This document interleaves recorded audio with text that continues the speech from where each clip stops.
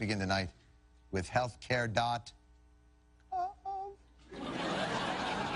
Rhymes with love.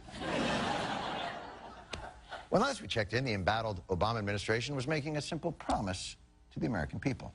By the end of this month, we anticipate that it is going to be working the way it is supposed to. It will take until the end of November for an optimally functioning website. We will have it fully functioning by the end of November.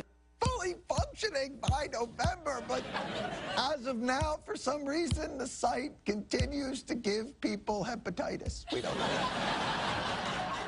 Well, today, the president called a press conference to make a slight adjustment to the promise of a fully functional website by November 30th. The website will work much better on November 30th, December 1st, than it worked certainly on October 1st. That's a pretty low bar. By the time we look back on this next year, that people are going to say, this is working well. Let me be clear. When I said end of November, I did not say which November. Let me be clear about that.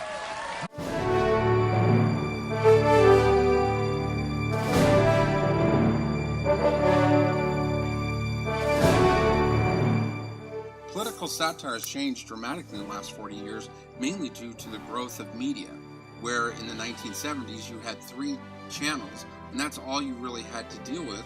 Now you have Saturday Night Live, you have Comedy Central, you have Jon Stewart, you have Bill Maher. All of these people make their living off of political satire. So it's becoming a multi-million-dollar industry. So if you look at Saturday Night Live and the fact that George Bush and what Will Ferrell did with George Bush actually had a direct outcome to the election. What kind of book is this? Cheap. Why didn't you tell me it was a pop-up book? Those things scare the crap out of me. I don't think that's the kind of science book we're looking for. We're talking about global. Well, what kind of science book would you suggest? There's a lot of books. One filled with facts, maybe? Yes. Yeah. I bet you'd like that. I'm not gonna lie to you, I don't know what the hell I'm talking about. Global warming is an issue that my administration is very concerned about, deeply in a deep kind of concerned way. It's I start my day and I think about the warming of the globe and how we can get it warmer. Cut. Amanda Harrington, in the senior honors thesis at Indiana University Bloomington, says that those who watch political media are more likely to become voters over those who watch political satire media, such as Jon Stewart and Stephen Colbert.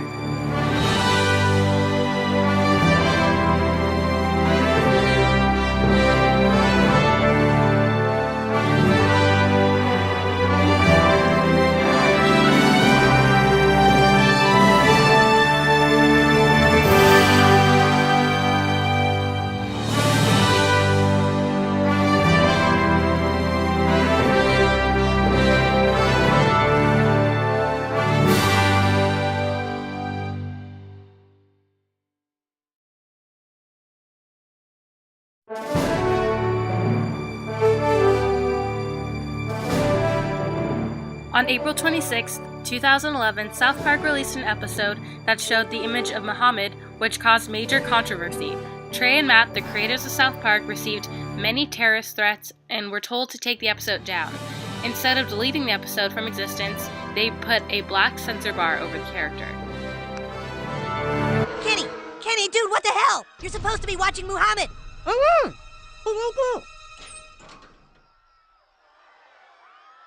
Oh, thank God. Hey, Muhammad. Charlie Chaplin was a huge influence early in the century, specifically with the movie The Great Dictator.